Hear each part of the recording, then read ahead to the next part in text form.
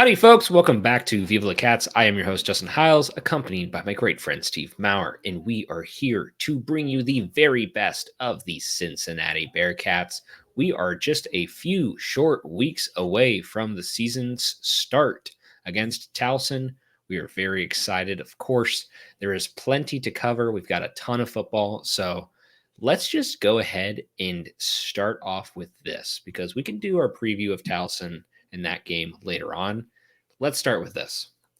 Watch lists. I think they're fun. They don't always mean a ton, but it kind of gives you an idea of who to look for on what parts of your team and where they're going to be, what your expectations should be for these players, and how your roster is going to line. So, for our watch lists, we have for the Bednarik Award, Dante Corleone.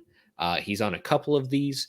I'm going to cover the rest of the ones that he's on as well. He's also in contention for the Outland Trophy and as well as the Bronco Nagurski Trophy, which is the best defensive player and the best lineman for the Outland Trophy. So a lot of watch lists. It's Dante Corleone. It's the Godfather. He's got a lot there. Steve, why don't you cover the rest for us? Yeah. So we got our guy. We got for the Remington Trophy. We've got Gavin Gerhardt. He's up for the award. I'm excited for Gavin Gerhardt, man. He's been like kind of an underrated player for us over the last few years, and a fickle guy who is still part of the team. So he's one of 4 Big 12 centers to earn the recognition for the watch list. So I'm happy for him, man. The Werfel Trophy, Luke Kandra is receiving recognition for that. That trophy is cool to me because it honors student athletes for their community service, and it's not even anything about being on the field. It's about who you are off the field. And as a fellow elder man, Justin, I'm sorry, we recorded another podcast that we'll tweet out, and I made an elder reference. So I'm sorry. I visited the campus. I'm hammering it too hard. Anyway, let's get back to awards. The Outland Trophy for best lineman, offensive or defensive. I'd say UC has two pretty good candidates here, and Luke Kandra and Dante Corleone. And then the Bronco Nagurski, great name, by the way, trophy for best defensive player. Yes. Bronco with a K. Bronco with a K. That's right. Dante Corleone. And then Maxwell Award watch list. I believe that is for the best running back. That obviously has our man Corey Kiner on it. So it's pretty cool to see like these watch lists come out. And I'll be honest, Justin, before the year of our Lord 2021, these came out and UC players were on it. And I was like, oh, that's cool. That's good to know. I didn't really realize that. And then one of our dudes actually won one of these awards, and it became more real for me after that. It's a big thing when you got a Jim Thorpe Award winner. Yeah. By the side note, do you think people will look back and be like, Kobe Bryant won that award when Sauce Gardner was on that team? And that's going to be like the ultimate, like you had to watch the year. Like, I mean, obviously Sauce was good, but he had no opportunities to win that award because no one was throwing to him by the second half of the season. And like Kobe had to step up and play some lockdown corner that season. So, but it was just that's just going to be funny to think about in like 10 years. Somebody's going to look back and be like, who's this guy? But hey, he's still in the league. So shout out to Kobe. I think about that kind of thing all the time. And it is really interesting because that dynamic back there, we will be hard pressed to find that good of a combination again, one singular season like that. So with that said, now that you kind of got an idea of some of these watch list guys, we're going to do our quick preview by way of review. So this is a little loosey-goosey here, but basically what I just want to cover as we're going into the season, last season, 3-9. It's your worst season since 1999. Bearcats, not looking too hot. Of course, there was a lot of issues throughout the year. One of the things that I really wanted to highlight last year to this year and how some of these improvements can be made. Of course, I think a lot could be said for the defense, a lot could be said for the offense, and a lot could be said for special teams. I really wanted to highlight special teams, and I put this out a few weeks ago. I was hoping that we would kind of turn this around to a podcast and just kind of haven't got back to it yet. But I thought that this was a really important thing to look at. And this is where I think you're going to see a lot of interesting movement as far as improvements from last year to this year. So, as far as special teams goes, the 2023 highs, you're 30 for 30 on extra points, right? Okay. Thank you, Carter Brown. Fantastic. You're 33rd in net punt yards. So you're doing very well there. 4.5 punt yards allowed. So your coverage is really good defensively on those punts. As far as lows, and this is where I think a lot of these situations can then revolve back into offense and revolve back into defense. 117th overall in kick return yards. So you have the lowest amount of kick, almost the lowest amount of kick return yards over the season of 16.6, 119th in point and punt return yards. So again, not moving the ball off that at all. A couple muff punts last year as well. Some sticky situations there. And this isn't, I fudged this stat, but it is, I did some calculations and this works. 20.2 kick yard returns allowed, which if that were the case, your opponent would rank 38th in the nation with those numbers because you kind of got to combine two stats there in order to get that one. Mm-hmm. Overall, I think that the special teams had a pretty rough edge around almost the entire season. I think there were definitely some highlights. Of course, Carter Brown was very consistent when it came to, making extra points. But this is where I want to transition again from there into offense. Is now you look at like, okay, you have a guy who's an ace on extra points, 30 for 30. Why is he only kicking 30 field goals over the course of an entire season? Granted, you're in the Big 12. It's tough. It's going to be difficult. But Steve, I'm curious as far as like what you look at from last season to this season. How do you think that the offense can really make some dramatic improvements from what we saw last year up into 2024? Yeah, so for the offense, for me, it's really just being consistent. I mentioned on our show with Jeremy from Tortillas and Takes that there were 4 games for the Bearcats last year against non-FBS teams where they had 200 yards rushing and 200 yards receiving. They also had 200 yards rushing and 400 yards passing / receiving in the game against Eastern Kentucky, but FCS team. So I don't expect them, obviously, and like that's not a realistic expectation. Like Urban Meyer used to have back in the day with the Jaguars, where you have 200 yards rushing and receiving each game. But I think a more consistent offensive output would be huge for this team.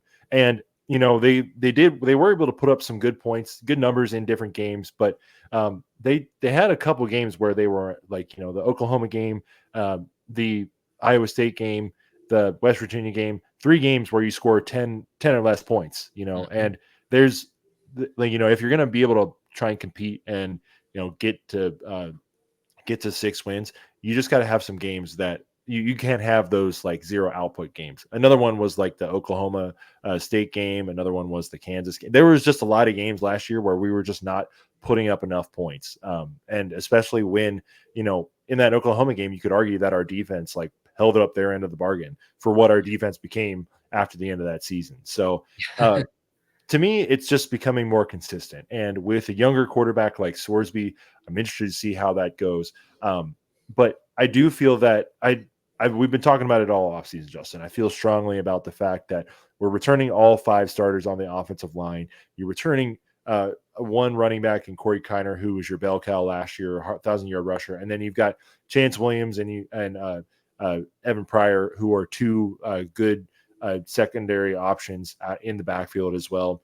And, you're attempting to try and shorten those second and third downs by having a strong rushing game that's able to get 4 or 5 yards to carry. And even, just not that Sorsby needs to be a game manager for this team to be good. I do think, and we saw him last year make some good throws and lead his team and convert on those opportunities. But I think that's, a quarterback would never like shy away from having a more advantageous, I don't want to say easy, because if you say easy to a football player, they're like, nah, make it hard. But I think it's just about putting your quarterback in the best position possible, right? Giving him the advantage to, have that extra time. And then if he needs to just make a dump off throw and get an easy 3-yard gain for a first down, that's perfect to me. Like you really can't be too greedy with your quarterback who's a sophomore, even if he was good last year. You just got to keep the rock on the field, keep going for first downs. And I think another point too is that the offense just needs to stay on the field. There was just a few games last year where it seemed like we did a 3-and-out too consistently. And Oh yeah. I don't know, Justin, here's a hot take for you. I don't think our defense was as bad as the numbers said it was last year. They were certainly not great, and the talent was not always there. But when you got guys like Briggs and Corleone up front last year, they Mhm. were just asked to be out on the field constantly. They were, I don't have the stats to back that up, but I feel like opponent time of possession against UC had to be up there. So Yeah. I think that's just another thing too for the offense is just to be able to provide their end of the bargain for ball control. And then Sure. we talked about it on the podcast with Jeremy earlier. Score the damn ball in the red zone. It's easy, much easier said than done. But I Make it feel like, happen. yeah. But seriously though, I feel like you win that Miami game probably last year. You probably win a couple more. You probably could have had 2, maybe 3 more wins if you're able to simply score in the red zone. Mhm. And I love the point that you made earlier, Justin, too, about not making your mistakes. I love the term from tennis, unforced errors, where it just counts up during a tennis match how many times like your opponent did not cause you to mess up, you just messed up on your own, and you lost yourself a point or something like that. Right. Like, I mean, we were at the BYU game last year, Justin. Like, how many like bad fumbles or bad picks, like and maybe like Muff fumbles are kind of punts. more, yeah. That's Like the in my blocked field yard. goal in the Miami game. Like, how many of those unforced errors did UC have last year? Just entirely too many. So, Yeah. I think a lot of those things come together. Ball control, running the ball better, running the ball more, having more consistent offensive output, and ball control, and just limiting yourself on the amount of unforced errors you make. I think all of those things, it's obviously like, a perfect offense does all of those. And I'm not asking for the offense to be perfect, but they were good enough last year to be in some games for this team where unfortunately the defense was not able to pull it out for us at the end. And I think that if our defense is better this year, that all of those factors, it's just about playing complementary football. Yep. Yeah, for sure. I mean, I think it's really like you said about complementary football. I think one of the biggest things that I really take away from last season to this year, obviously you have that consistency that you're looking for, but just honestly, like strive for like perfection in just in consistency of taking care of the ball like that I think really at the end of the day is the difference between maybe 3 or 4 more wins last year. Mm-hmm. That's the difference between bowl eligibility and not. And so I think that if you really just take care of it on both sides, it's going to be huge. But we've talked a lot about the offense there. The last point that I want to talk about here is defense before we move on.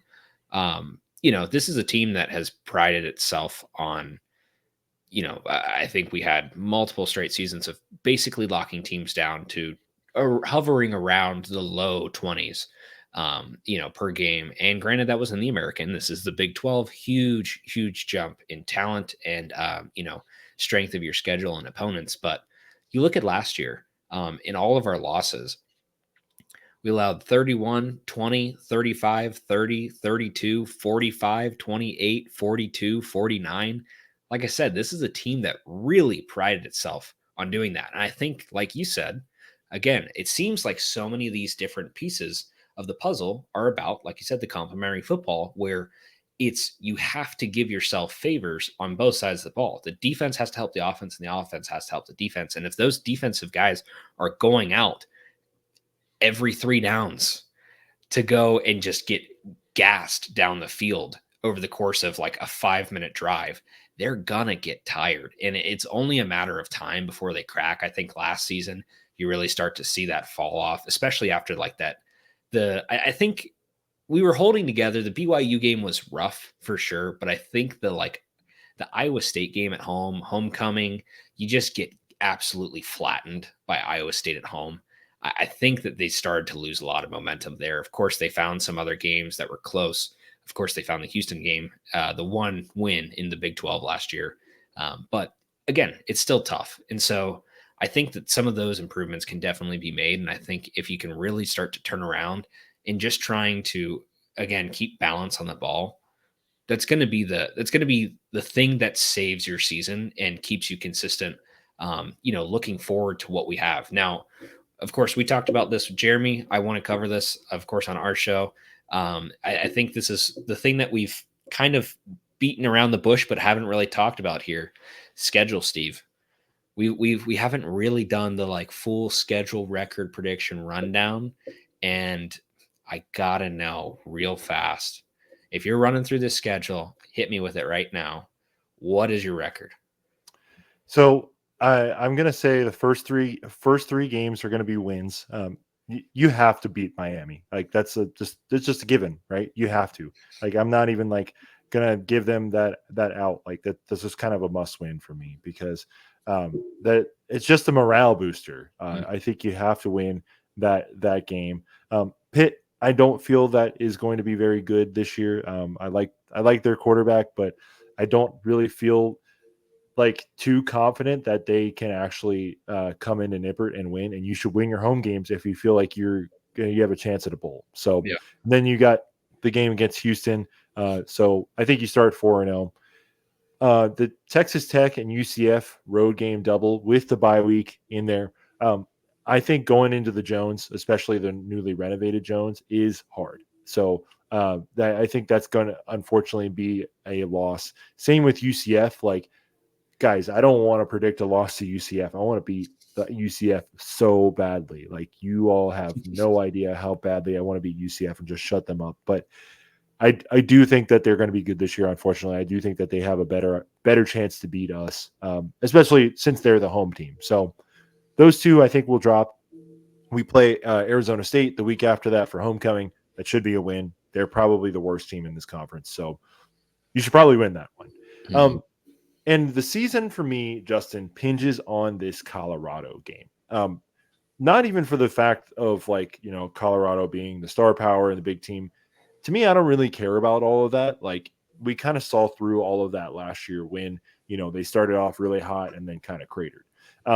So it just depends on what this Colorado team looks like by the end of October. And, just listening to a couple other people talk about it, you probably want to play Colorado later on in the year when there's tape on them, when maybe they have some injuries. Because they're like, the thing about Colorado is, Justin, like, they don't have a lot of depth. They're asking a lot of players to come in and play right away, like freshmen. They're asking, Shimon Mateer was there for the spring semester and was gone after that. Like, they are asking for like 22 to 25 guys to play every single snap. They just don't have a lot of depth, or they do have depth, but it's just not depth that they feel comfortable about, or they don't want to give those guys the time to develop. Like, Right. Cormani McLean is a walk-on at Florida now after being a highly touted recruit. Like, Dylan Edwards transferred. There's just so many things going on with Colorado where I feel like they think that, okay, yeah, if we just have our best 22 guys out there all the time and Travis Hunter is playing both ways, like, it just seems like an unsustainable model. And we'll see by that game if the model has broken or has been able to stay healthy enough. So, like, to me, I want to win that 8th game and Yeah. just get bowl eligibility out of the way. You're riding high going into November, and not that teams really think, yeah. And then, yeah, you get smacked in the face. So, not that teams really think about, being bowl eligible. Obviously, in this day and age now, every player is thinking, am I going to stay this year? And am I going to go into the transfer portal? But I just think, just as a team, like an overall team thing, making a bowl game after how much last year sucked, it's proof of concept for Satterfield, right? It's proof of concept that the guys are buying in, and that it's only a good thing, right? It's not a bad thing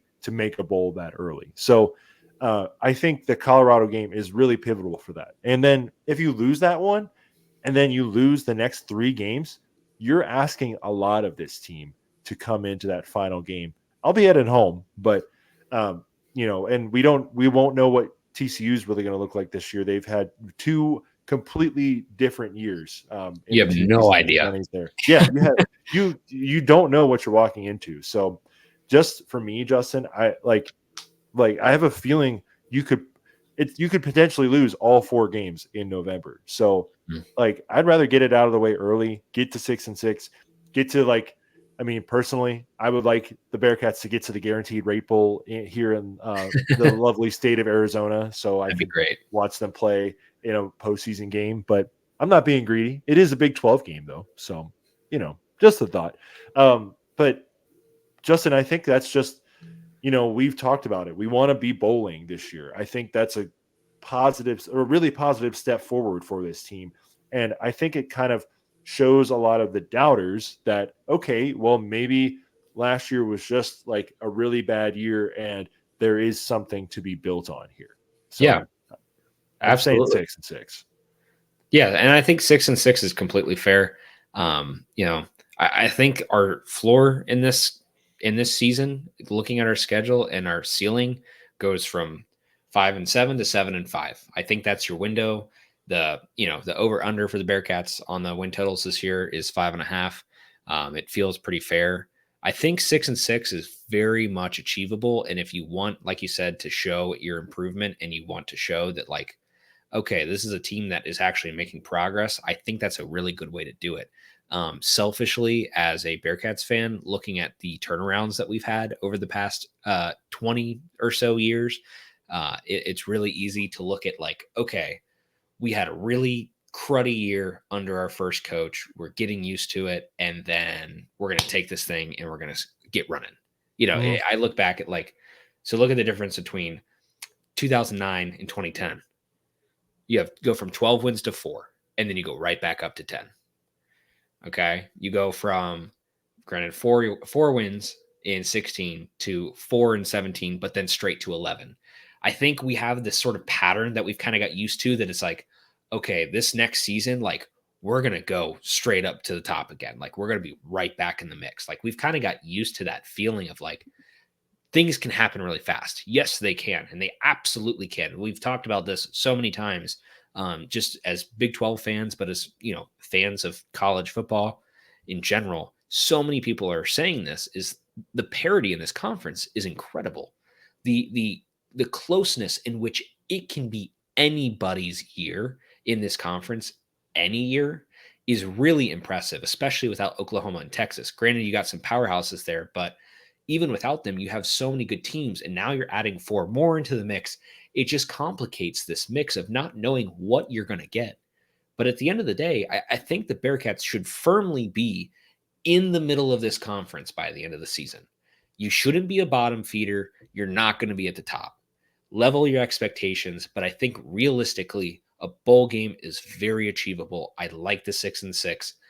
7-5 would be fantastic, but I would have to agree. I'd say 6-6 seems the most likely outcome on this season because between your Towson, Pitt, Miami, Houston, like you said, I think that's 4 very winnable games. Your Arizona State. Texas, Like you've yeah, got 5 5. on the You have schedule 5 already. that you okay. Pitt, I don't want to say it's the game that's sneaky. I think everybody like last year, it was like everybody's looking at Pitt and they're like, I'm not even worried about Miami. This year it's like, I'm not even worried about Miami because after last year, we're going to beat the brakes off of them. But I'm kind of worried because I want to see us beat the brakes off of Miami. I'm not worried about Towson. Yeah. Pitt's that sneaky game in the middle that it's like, we beat them last year, should be fine this year. Yeah. But they could be good enough to get the Bearcats to get one over on us in Nippert. And so Yeah. I think it's a sneaky game. I hope that they don't skip over it. I'm sure they're going to be more than enough preparation for that game. And I feel pretty confident. But looking at the back half of that schedule, November's scary, man. And I think like if you look between West Virginia, Iowa State, and Kansas, the Farmageddon boys on the road, I think as much as West Virginia could be like a dark horse to win this conference, I think they also could crumble. They could be good. They could be really good, but they could also just be middle of the pack. And that at home is probably the closest opportunity you'll have until you get to TCU. So of that stretch, I think West Virginia, but even Colorado, you hope. It's so many of these games that feel like a toss up none of them really feel like a lock. Whereas last year it was like, I feel like some of these feel like they could be a lock. I feel like we could actually, do pretty good. I think last year really just brought us back down to earth. It's like, okay, Mhm.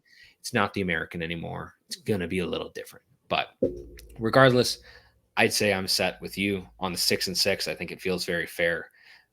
Let's hope for 7-5. And shit, man, if they do better than that, then we're all celebrating. Even if they're not, if we're hitting a bowl, we are celebrating, Steve. We are going to partay. Oh Bowl yeah, for sure. eligibility is back in the mix again. That's our goal.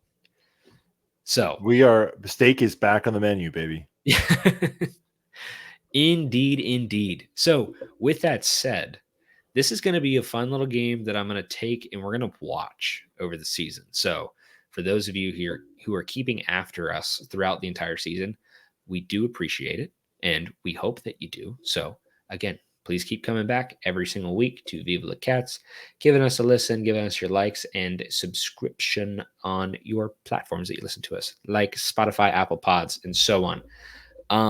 Steve, the this is like a mini game in our pod. What we're gonna do is we're gonna snake draft these teams from the entire Big 12. We've got 16 teams, enough to set a roster. We're gonna get 8 teams each between the two of us. We can flip a coin on who wants to go first. I don't care. I'll let you go first if you want to take the number one, or I can go first. But we're gonna set a snake draft and we're gonna pick teams, and our roster of 8 teams, we're gonna measure by the end of the season. We're gonna keep after them and see what our win total looks like. The team with the highest win total at the end is the winner. We don't have a wager set on this yet, and technically we can come up with one before like week 1, week 0. But Steve, if you've got the number 1 overall pick in the Big 12 out of all your options, who's the heavy hitter? Who are you going for first? Wow. Justin, I'm honored. Truly. I appreciate this, a kind gift you have given me on this day. And, there are a couple different teams that I have in my mind when I'm making this first pick.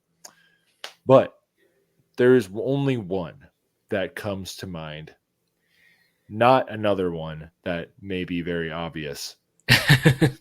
It's the Kansas State Wildcats. And I'll tell you why. Okay. All right. Avery Johnson and Dylan Edwards. Those two guys, they are going to be lightning and thunder in that K-State backfield. And Chris Kleiman, he's got a defense, and he's probably going to turn Cincinnati into paste the second to last week of the season. I hope not. Night. But I really like what Kansas State is doing. And Stephen Godfrey, who we both like, refers to him as his lovable garbage pail. So they do so many things that and we have a lot of K-State fans who are big fans of them. So I would love to see K-State be really good this year. So with the first overall choice in the 2024 Viva La Cats Big 12 draft, I am taking the Kansas State Wildcats. All right. Very strong. I want to see where you go here. I'm very interested. I'm very interested. You see, there's so many options, and my brain, I have more preparation for this, but when you're on the spot, I feel like as much as I hate them, new horns down, I gotta go with Utah. I believe in the 20th year quarterback. I think Cam Rising could be good this year if he can stay healthy. I think Utah's got a lot of good things going for them. As much as I really hope that they get humbled, I don't think it's going to happen. I really think they're going to be a strong contender for this conference. And they're going to be one of the leading favorites. I think they're picked at the top of media polls. I think K-State second. And they look good. If you believe the hype around Utah, if you believe the talent gap that the Pac-12 all thought that they had, and especially Utah thinks that they have, I think they're a pretty strong candidate. But all of those things aside, they're a heavy hitter. They're a heavy hitter in the Pac-12, and I think they will be here too. And there's no reason for me to believe that they won't be in contention, at least for the title game at the end of the season. So I think they're a pretty strong second pick. So I'm going to go with the Utes, and that will give us our first top two. Okay. Steve has K-State, and I have Utah. All right, Steve. For number 3, because this is a snake draft. Now, this is a tough one. This is a really tough one because after the top 2, I feel like you could go anywhere in the next like 8. Yeah. But I don't know if everyone will agree with this.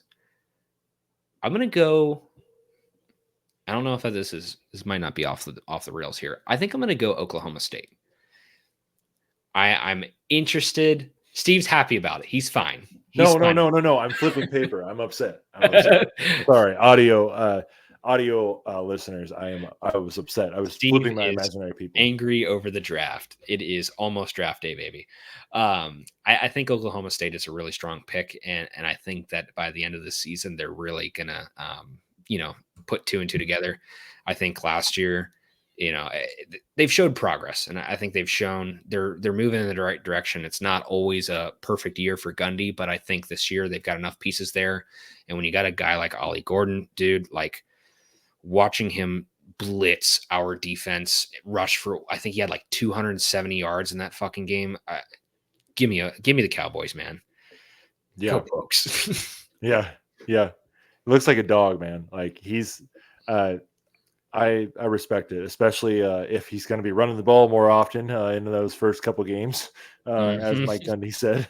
So, all right. I mean, that was exactly why I was upset about that pick, Justin, because I was like, all right, yeah, you're laying down the gauntlet. So, I appreciate it though. So I've got the next 2, number 4 and number 5, and I am going to go for my number 4.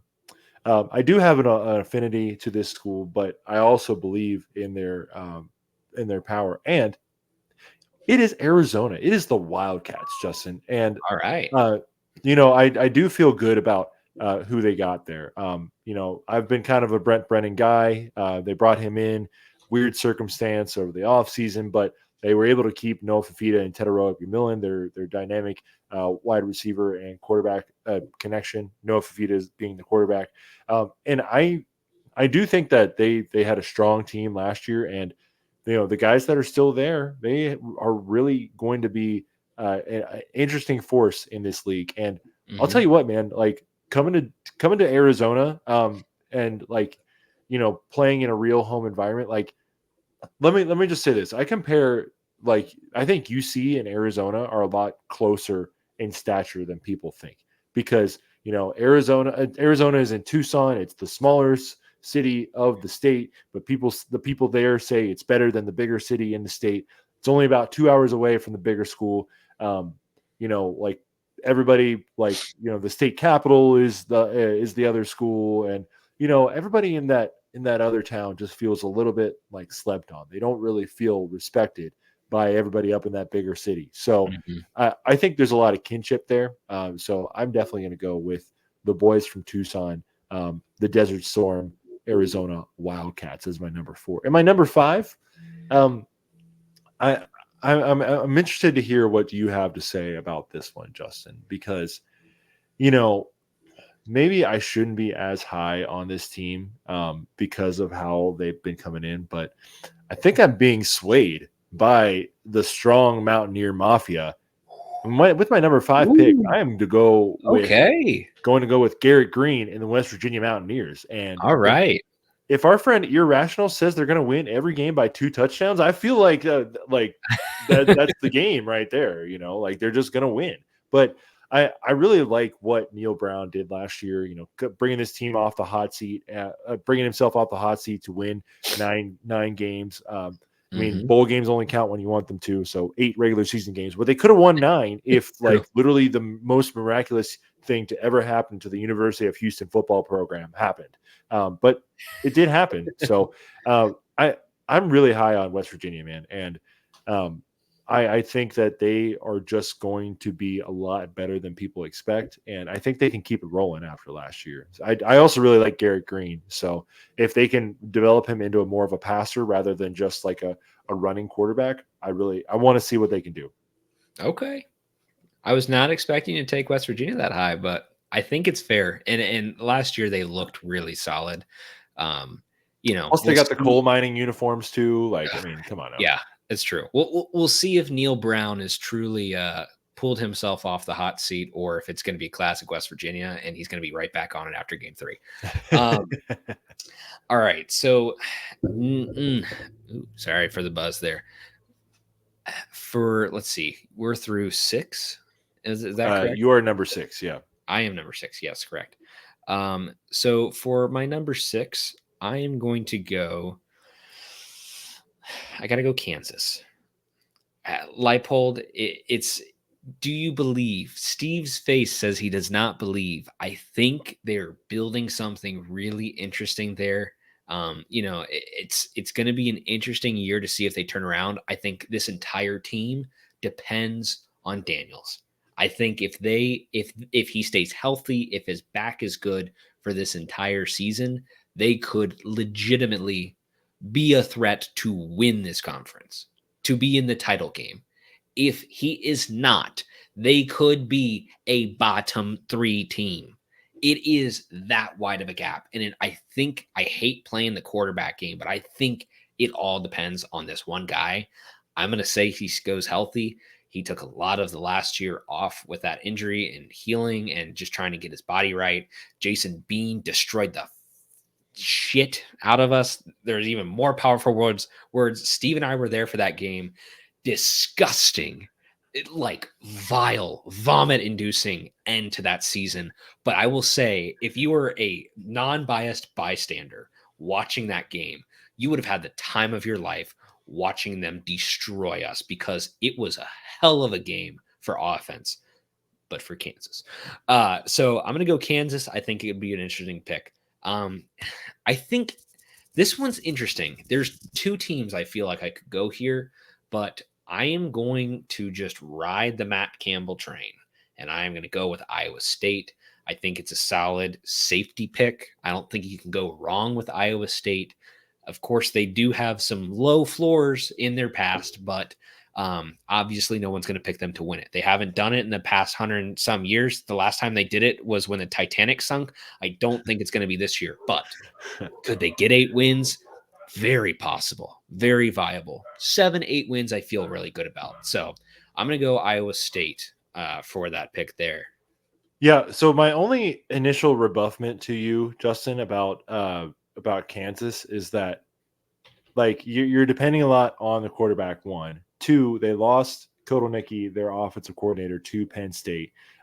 3, I think, like, they're playing 4 of their games at Arrowhead, but, like, no offense, Kansas fans, that's going to be kind of like a neutral site for 4 games. Like, and as someone who's seen a team play games in a pro stadium, especially after the season kind of goes downhill a little bit, like, the crowds just get less and less. Like, I kind of, like, hope that Kansas fans aren't just thinking like, oh yeah, we're just going to sell out 65,000 every week, because it's, my friend, it's just not, like, it's not in the cards for you. So I don't know. I really like Lance Leipold as a coach, but there's just a lot of things going against that Kansas pick, which is, like, why I'm kind of glad that you took it, because I didn't have to. Because we're in competition here, Justin. Of course. We're trying to compete a little bit. We're trying to compete for the Big 12 title. So, okay, I like those 2 teams that you picked. In the interest of time, I have 2 teams with 3-letter abbreviations that I'm going to take for my number 8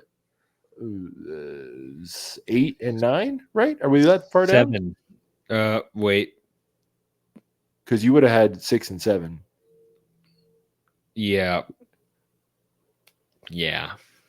So, okay, for my number 8 pick, I'm going to take TCU. I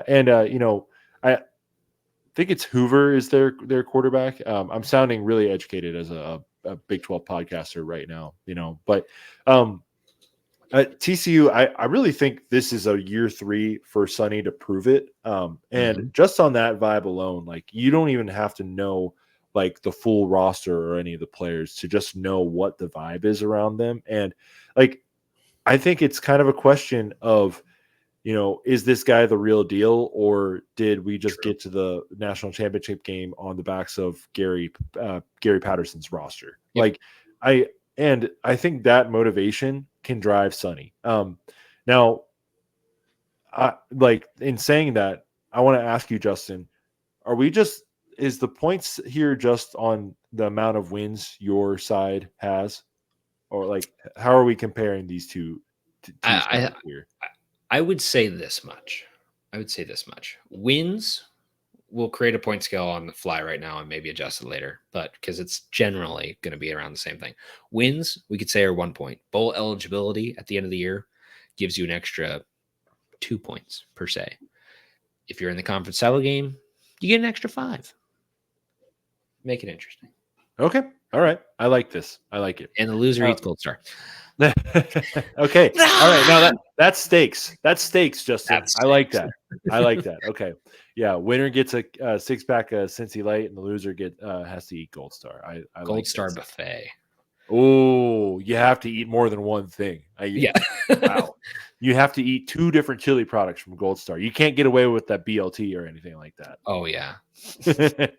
Okay. All right. So with that being said, to be honest, TCU is one of the few teams I do not know much about, but that lack of knowledge has me intrigued. So consider me interested in this TCU team, and I want to see where they go. This could possibly be a terrible pick, but we'll see. And my number 9, UCF. I hate to do it, but Justin, I think we successfully did it. We picked them in the bottom half of this league.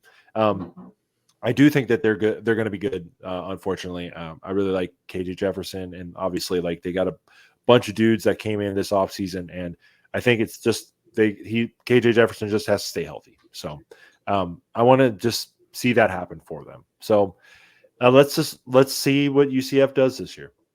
Yeah. I think they'll definitely make a bowl for sure.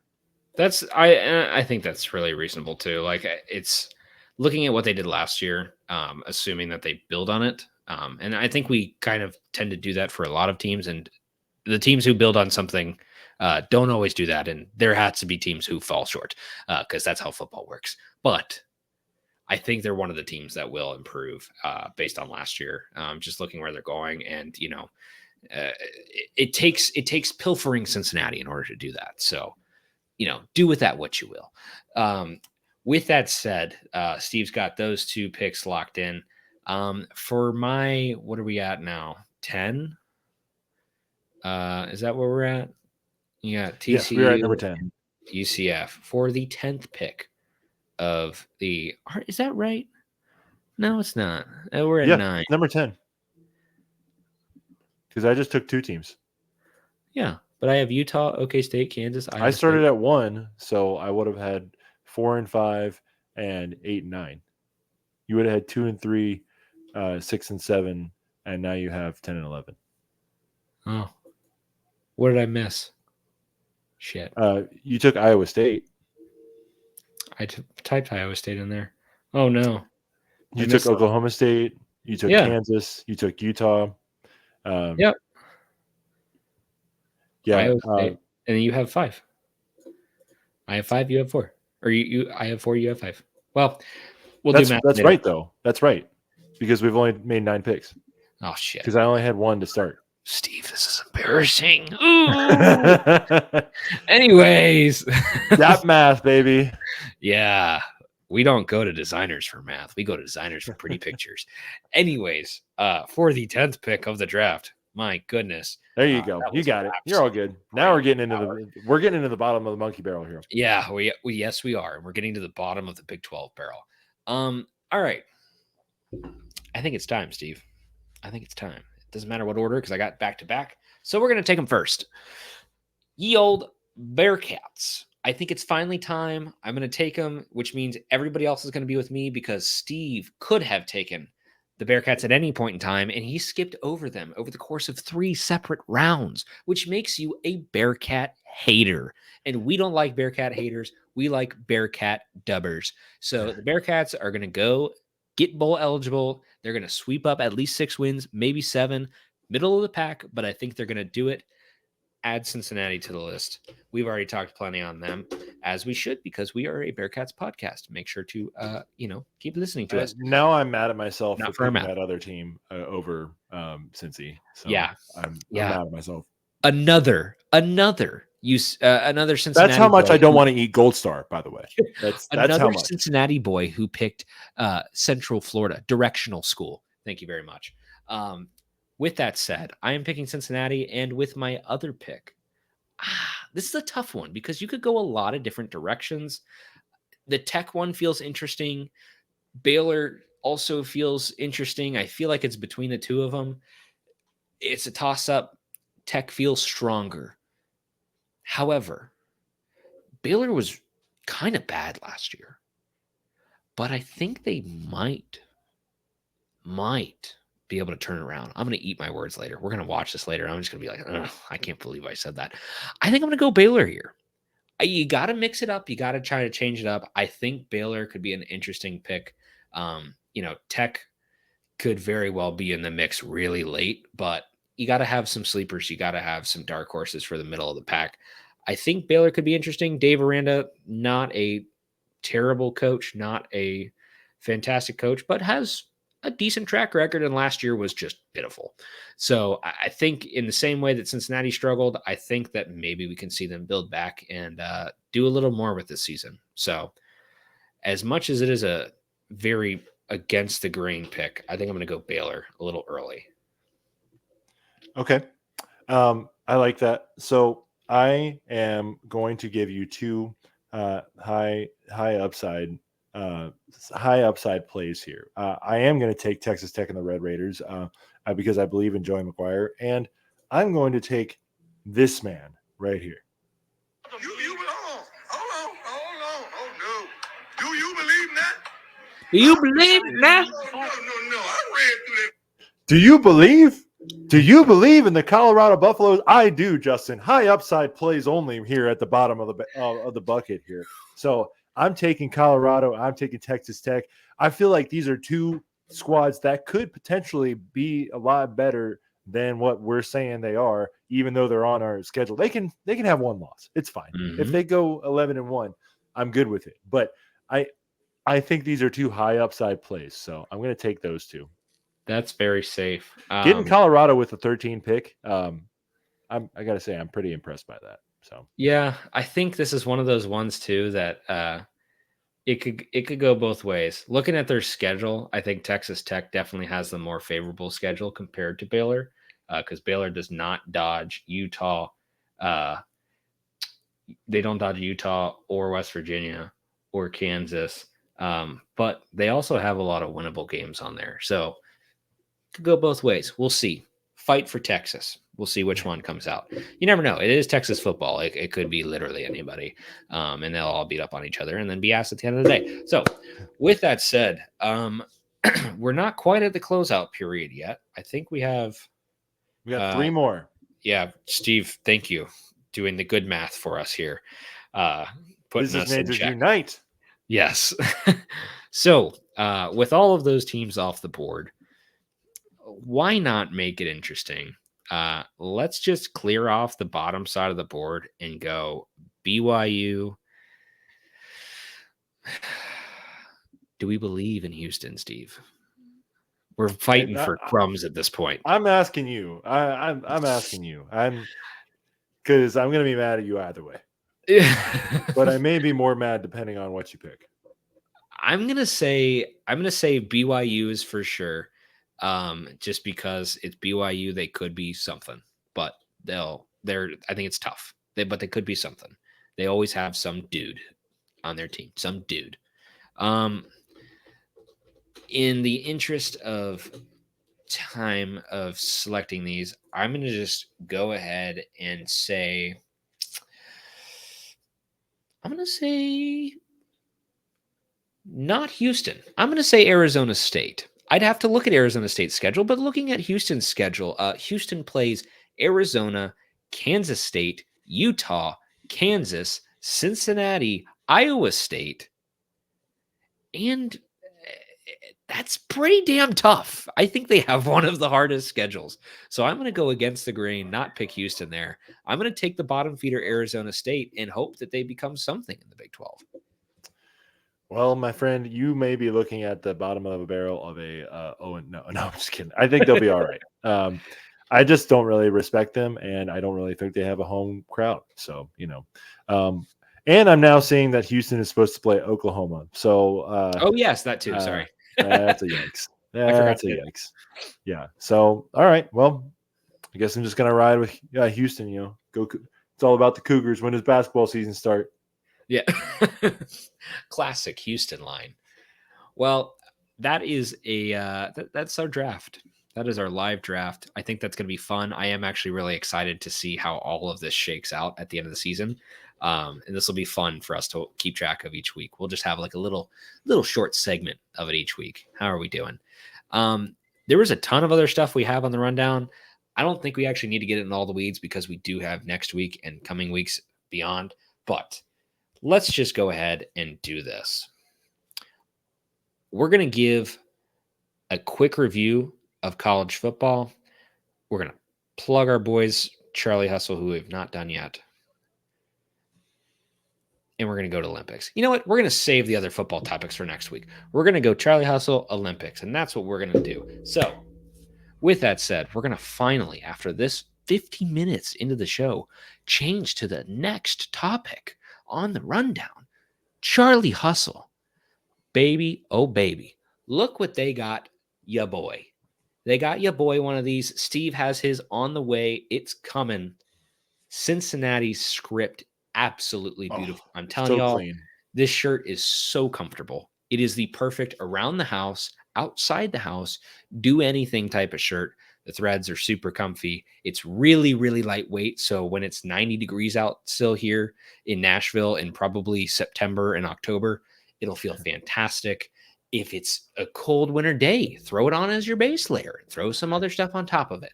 It's comfy. It will keep you comfortable all day long.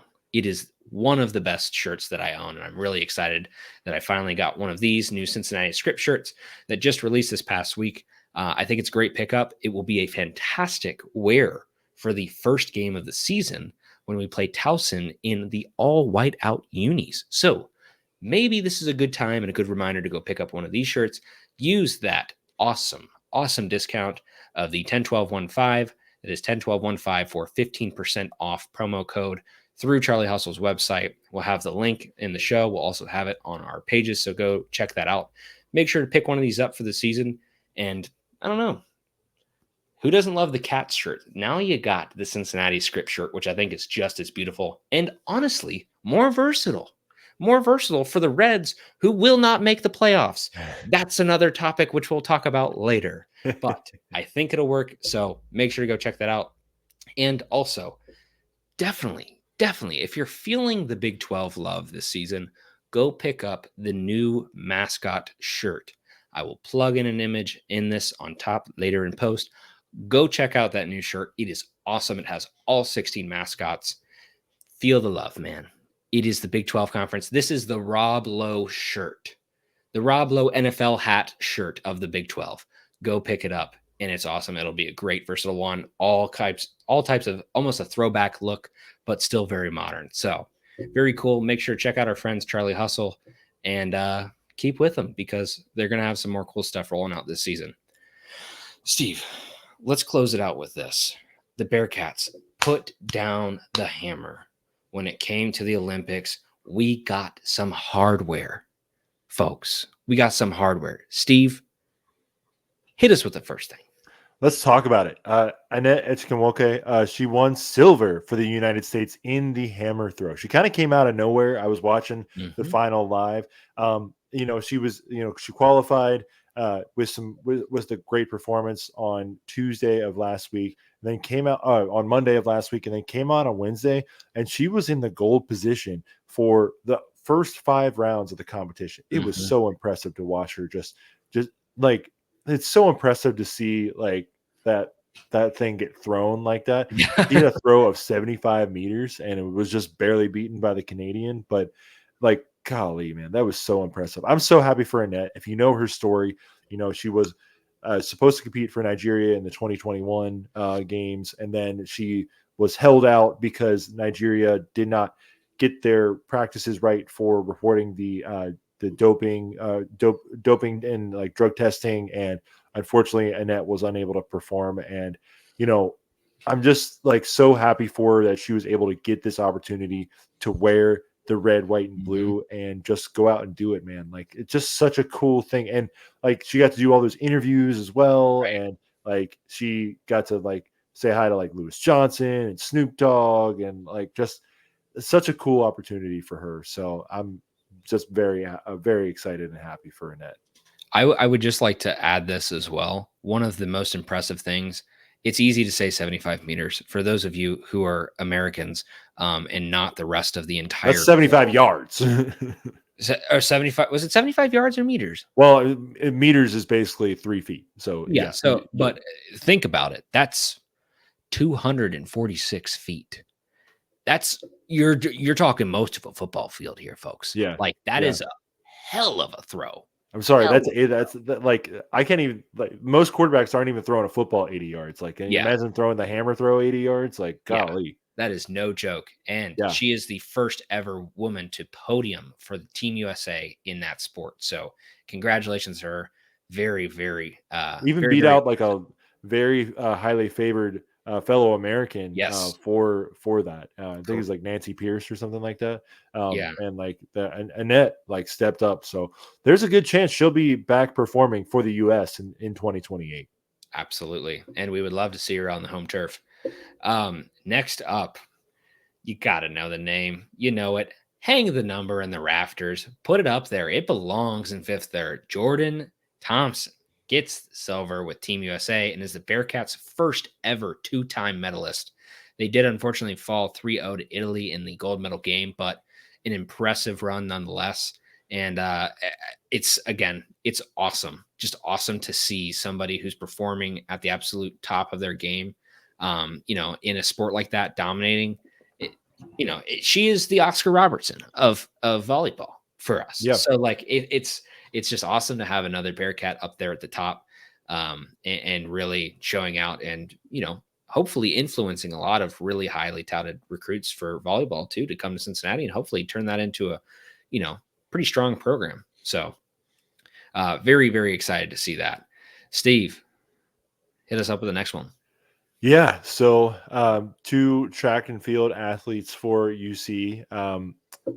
Nikhil Harris and Chris Borzor, they both won their first heats, but they did not qualify for the medal races, unfortunately. And I am going to pull up which countries they represented because I do not immediately remember. It was Chris Borzor was running for Haiti and Nikhil Harris was running for St. Kitts and Nevis.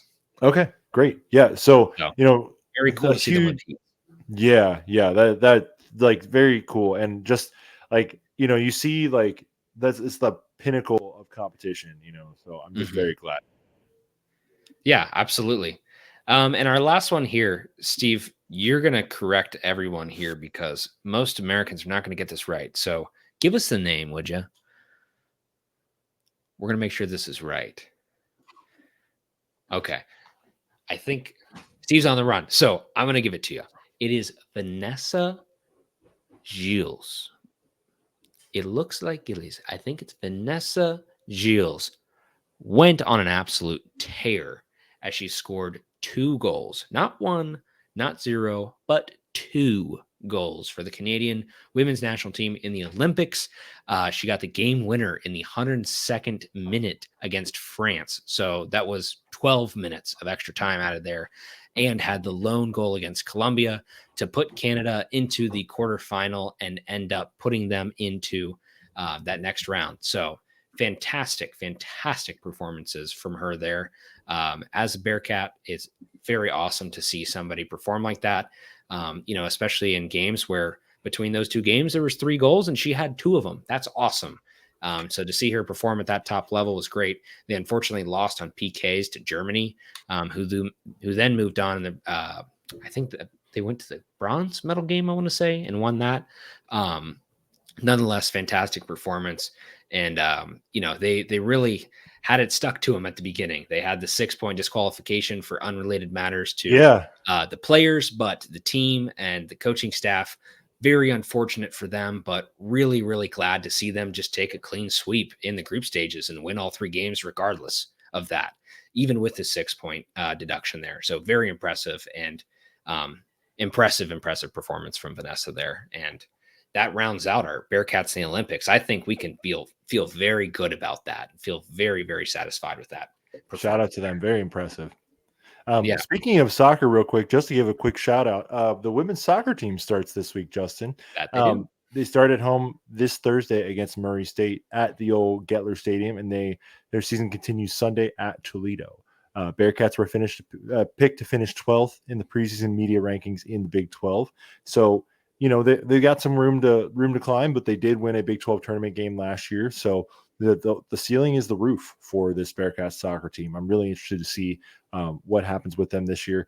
The Crosstown Shootout will be September 8th at Norwood State. So if you've got if you're interested in soccer, especially after seeing the U.S. Olympic women win gold this past weekend, go out and support the soccer team, man. Games are free, great atmosphere, a lot of fun to watch these women perform. And, I definitely want to pump up like any Coach Demers and any team who is wearing the red and black, because, one of the great things about the Olympics, Justin, is that everybody comes together to support Team USA as like all these different sports are going for gold, and I would love if we brought some of that same Olympic spirit to UC sports. And, if you think about it like that, like, your favorite team is competing in all of these sports every single year. It's not every 4 years or every 2 years, for Winter and Summer Olympics. So like,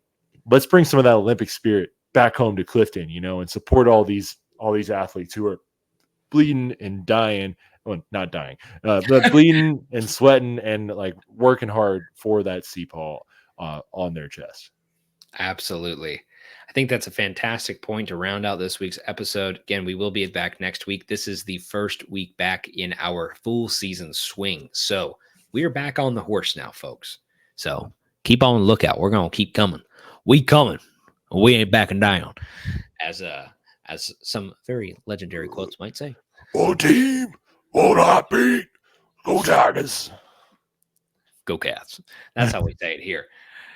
Thank you guys for listening this week. We're very excited to get back on the horse here and keep bringing some consistent content. So with that said, we're looking forward to Towson. We're looking forward to the beginning of this football season. We are just a few short weeks away, getting real close. So check back next week. We got some more fun stuff for you for football and some other sports topics as well. So take it easy. Go Bearcats. Viva La Cats. Follow us everywhere. Become one with the cat. Viva!